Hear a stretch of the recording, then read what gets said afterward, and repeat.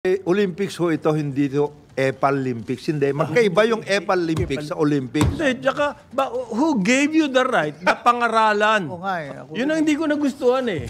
Pinangangaralan, si Kaloy, or pinangangaralan, yung nanay. Oo. Saan yun nakuha yung karapatan na pangaralan? Yang, di ba? Oo. Live it to them. Sarili niyong buhay, hindi niyo maayos-ayos eh. Ay, nako. Tapos may mga pati mga celebrity, they will throw their yung Hindi, yung nga sinasabi $64 worth of wisdom. Ito na nga sinasabi, parang mother knows best. Mga ganyan, Conrad. Olympics yan, hindi Epal. Epalympics kayo eh. Yung congratulations, ang ganda na nga eh. Nung una eh. Bakit ngayon, sinesermonan? Sino ka ba? Saka yung mga iba doon, yung mga celebrity. Nakahawak ka lang ng cellphone.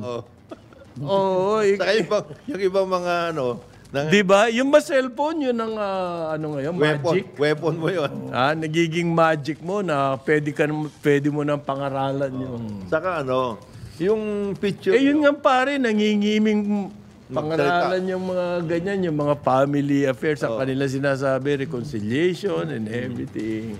Ito halos murahin eh. Oo.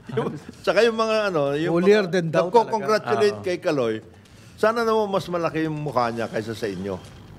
Bakit naman? Kasi congratulate pero mas malalaki yung hindi yung nanay, inupakan. Yung girlfriend, inupakan. Si Kaloy, inupakan din.